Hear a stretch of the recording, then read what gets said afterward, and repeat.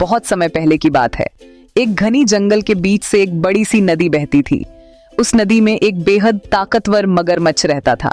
वह इतना डरावना था कि नदी के सारे जानवर उससे डरते थे।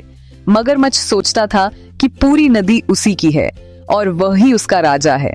नदी के किनारे एक जामुन का पेड़ था जिस पर मीठे मीठे काले जामुन लगते थे। उसी पेड़ पर एक चालाक कौवा रहता था।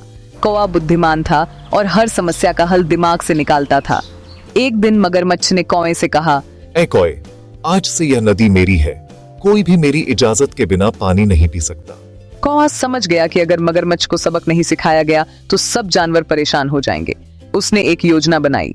कौवा बोला, मगरमच्छ महाराज, आप सच में बहुत शक्तिशाली हैं, लेकिन क्या आप जानते हैं कि इस जामुन के पेड़ के फल खाने से और भी ज्यादा ताकत मिलती है?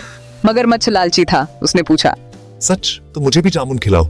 कौवे ने कहा, जरूर, लेकिन जामुन तभी मीठे लगते हैं जब उन्हें नदी के बीच वाली चट्टान पर बैठकर खाया जाए।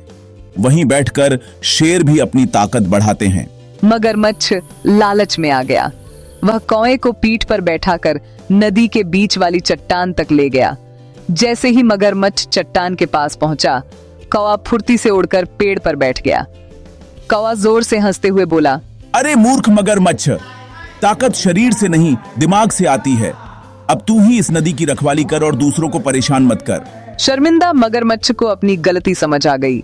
उस दिन के बाद उसने किसी को डराना छोड़ दिया।